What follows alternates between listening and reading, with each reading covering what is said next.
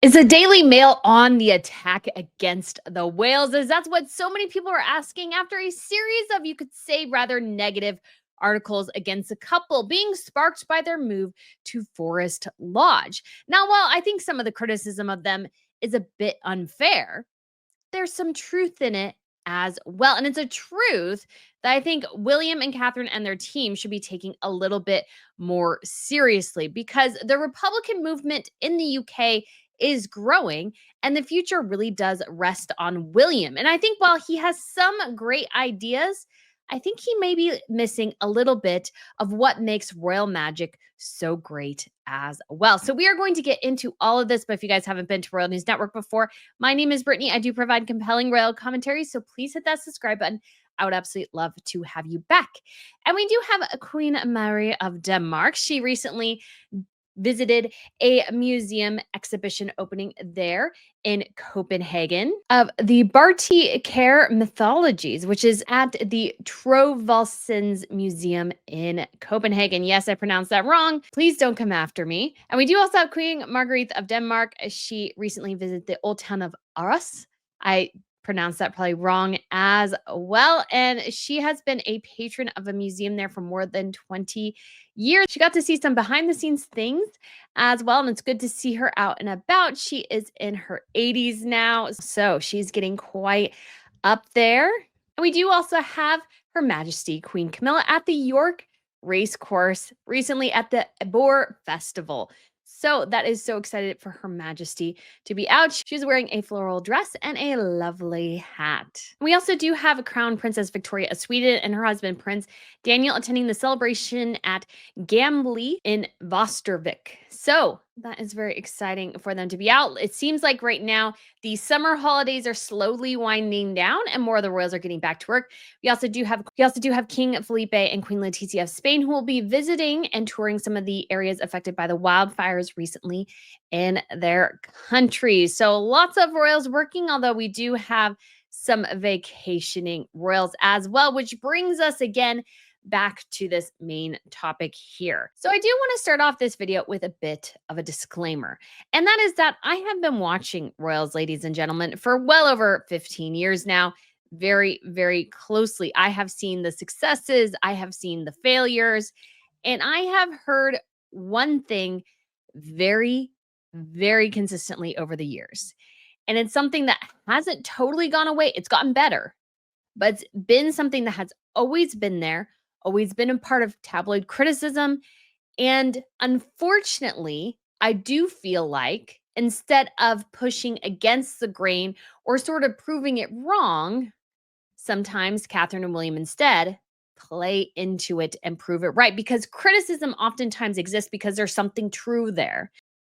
There's something that people have picked up on. And that is for William, work shy wills. That has been around, guys, for a long, long time. And it's not something that's particularly getting any better in some ways. And I feel like because of this recent announcement of the move, and particular that he is not going to reside in any of the palaces when he's going to be king, he's going to stick to this rather modest residence, that it's sort of gotten people a little bit frustrated.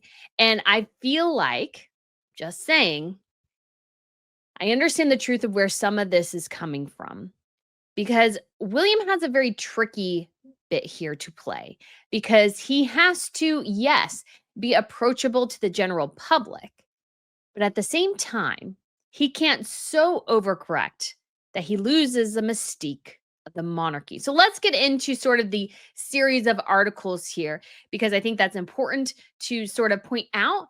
And then also share with you guys that this is not something that is William alone specific. Other royals get this criticism too. And it's important to talk about these things because some people just want to bury their heads in the sand over any bad news, any criticism, going, oh, it's all unfair. It's totally untrue. Just ignore it. And there are places for that, but that's not here. And unfortunately, I feel like William plays into it a bit too much.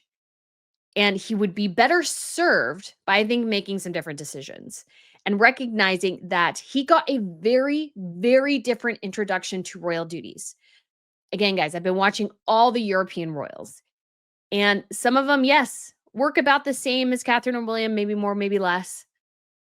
But at the same time, William, I feel like when it comes to the future, I think he's missing something incredibly critical here. So again, let's go into and begin looking at this series of articles. And again, I'm going to tell you what I think is unfair, what I think could be somewhat true, and yeah, we're going to go into that. So the first is, and of course, there's a gazillion ads on Daily Mail. I do apologize.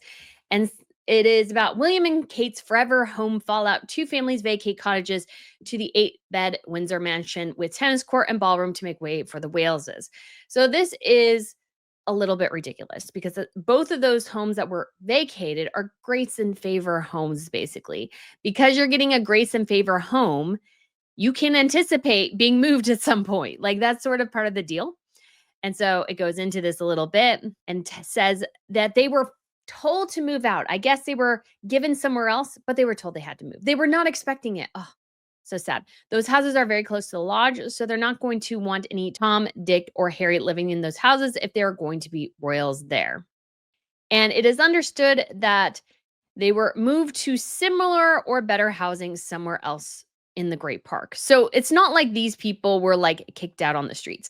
They were given similar or better accommodations. Now let's see if they have a picture here of the whole area. But they're just little homes that are basically off to the side here, which you can't see. And they were, I think, stables and stuff that they turned into homes. And obviously, they're very close. And this, again, is a fairly modest residence for William. And again, this kicked off a series of questions because to be royal, part of the deal is you kind of sort of need to live in a castle or palace. Most of them do. Actually, pretty much all of them do. There's rarely anybody who does not live in one of the actual palaces. And the reason for that is that that is where the royal work happens. Now, I'm not saying they have to live in Buckingham Palace or anything like that, but I think Windsor would probably not be the worst fate in the world. And if they don't, then most stuff should be open to visitors and tourists like all year, and you should be able to take pictures. I'm just going to put that out there right now. You should be able to take pictures in some of these residences if this is the way we're going to go. And the reason is simply is that if he's living in a normal house like this, if he's not going to live in the palaces, does England really need a king? Good question. Because part of, again, being king is sometimes living and doing things you just don't really enjoy, which is part of life. But let's look at sort of the next one that came up, which was from Amanda Platel that said Prince William needs to man up. His new obsession suggests he's forgotten everything the Queen stood for. This is why I fear for the future. Now, this was, I feel like, a little out of line. It says news that privacy-obsessed Prince William has found his forever home in the isolated 8-bedroom Forest Lodge, where he says he will live even after becoming king, should raise red flags about what the heir might sacrifice to shield his family. What damage will William's control-freak tendencies and stubborn insistence on privacy wreak when he takes the crown? What could the prince's obsession with protecting his own family eventually do for the monarchy? To paraphrase the mantra of his cherished and wise grandmother, the late queen, for the royal family to survive in an ever-changing world, we have to be seen to be believed. And I want you to bookmark that because that is actually really important. During her reign, she carried out more than 21,000 engagements. In comparison, William did 71 last year, a puny figure against his 70-year-old aunt who did 474, even after she was kicked in the head by a horse, and his father's 372, despite ongoing treatment for cancer. It does not bode well. Yes, we all understood why he scaled back his duties while caring for Kate after her cancer diagnosis, how devastating it must have been for the whole family. As a nation, we came together in sympathy, including the many thousands of families going through similar turmoil. Respecting the Wales' need for time and space to heal, we gave them that time.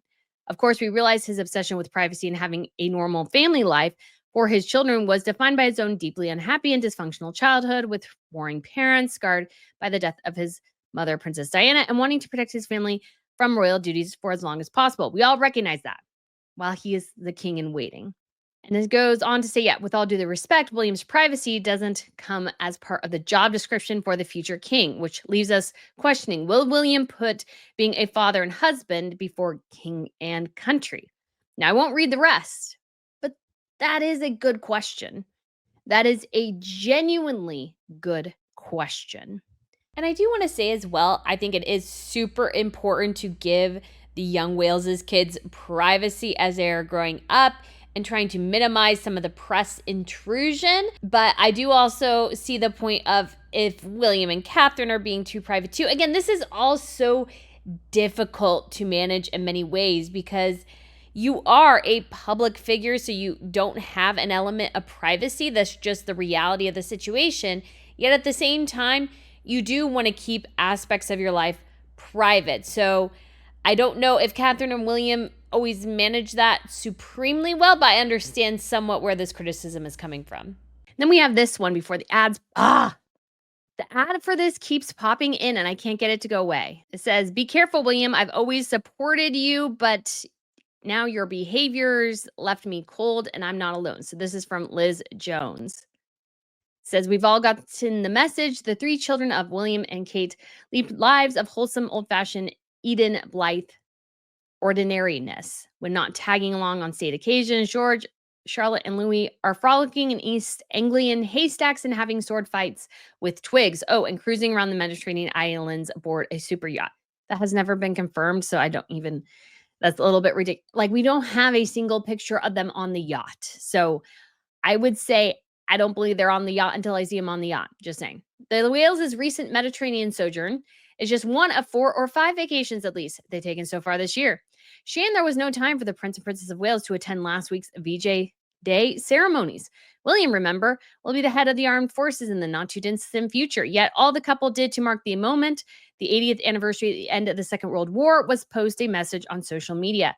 True, William broke off his Greek hullabobs, accompanied by Charlotte, to cheer on the Lionesses in the final of the Euros. He is president of the Football Association after all, but it was bad luck for the BAFTA Awards earlier this year. William is BAFTA president and would surely have been expected to grace its biggest, glitziest night of the year. But a February jolly to the Caribbean island of Mystique meant the Wales' missed the annual ceremony. Maybe they got wind of Tom Cruise was a no-show.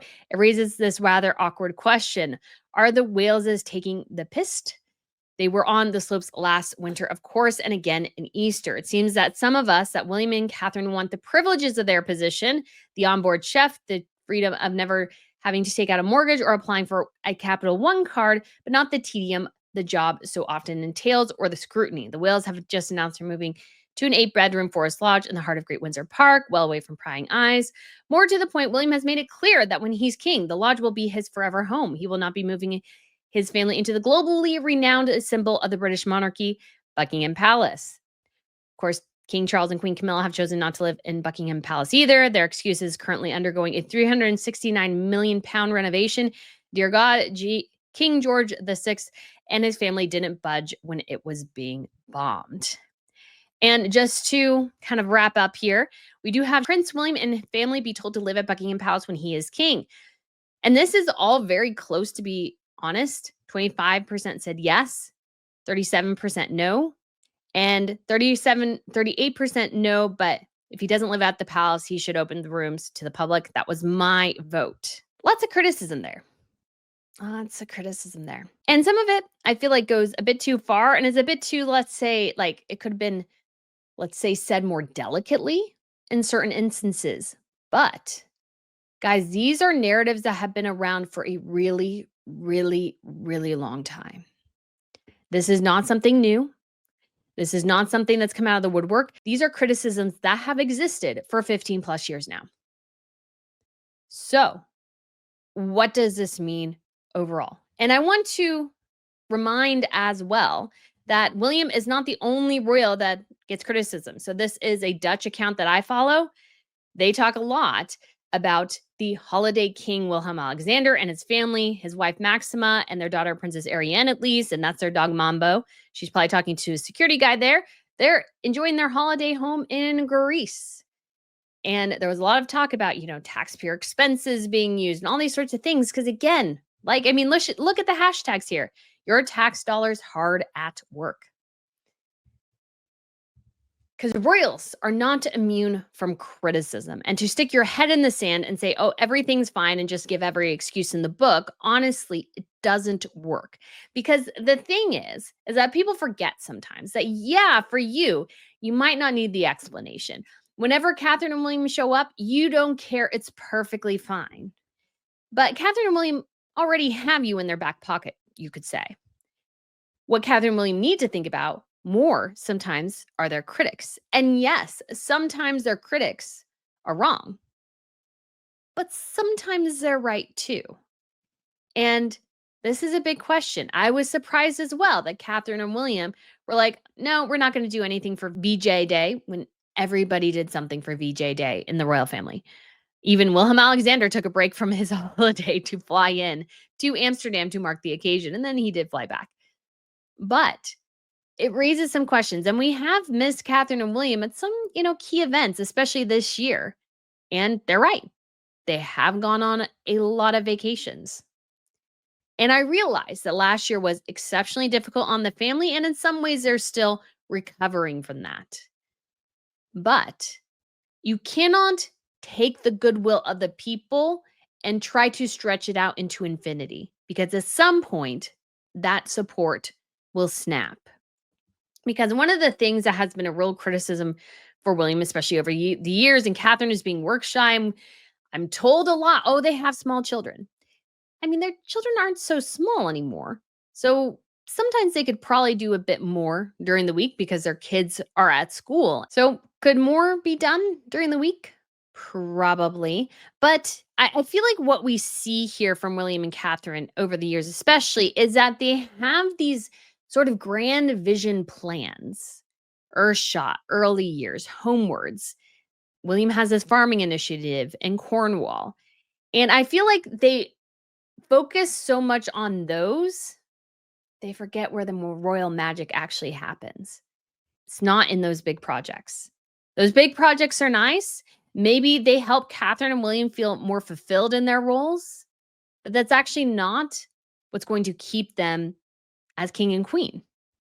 They're not, because there's a, let's say, chink in the armor of each of those initiatives. And I'm just speaking broadly here, but in Earthshot, there's some people who don't really care that much about the environment. And then we have early years. Early years is a great initiative in many ways, but it does have some flaws here, which is number one, you can't really, I don't think, calculate the results of it very well. And then I see the same issue with homewards, which is that essentially, yeah, you can try your best. And I'm sure William will be very successful in getting a lot of people off the streets. But some people, they want to live on the streets, or they don't care to get better. They still want to live in their addiction, and you can't help that. And yes, I know what everybody will come back with is, oh, the early years projects will be fantastic. Earthshot is already making strides, and Homewards is already housing people. They are. They are. But I think sometimes because William and Catherine have such a vision and want so much to have this huge impact with these huge, big tentpole projects, they're missing what the royal magic truly is. And that is boring bread and butter royal engagements that Princess Anne does every single day. That is what's going to save the monarchy. It's not those projects. It's just not.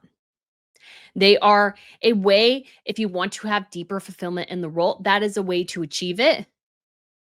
But as the queen said, you must be seen to be believed. And going to Brazil for the Earthshot Prize is really, at the end of the day, probably not going to matter that much. It's just not. It would be much better served, I think, William's time in many ways.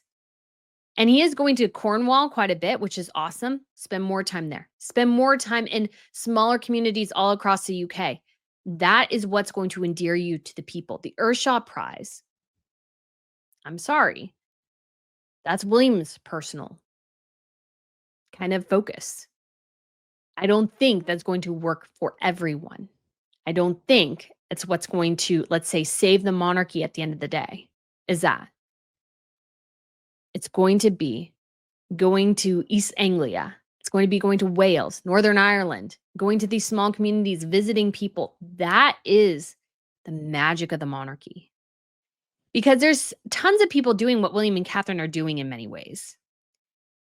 But what the royals are able to do, which politicians in the United States can't do, celebrities can't really do, nobody can do what royals do, which is go to local communities. Yeah, maybe you're in a barn and it stinks. Maybe you're in this small community center and you'd rather shove a screwdriver through your brain or something like that because you're hearing this story from this random person that you're like, "Oh, I can't listen anymore." But that is what's going to save the monarchy. That's the magic of it because nobody else can do that but them. Somebody else has an organization similar to Earthshot. Somebody else has something similar to early childhood. Somebody else is trying to solve homelessness. Those issues have multiple backgrounds of people that can help with that. But only Catherine and William can do those small engagements. And I feel like they miss out sometimes, I think, on focusing on things that, yes, I think bring them a lot of personal fulfillment, but aren't going to help the role that much. And when I look at this move to Forest Lodge, and somebody pointed out too that Kensington Palace, they said was going to be their forever home, and then that didn't end up being the case. And I totally understand why. I think Forest Lodge is a great kind of in between spot.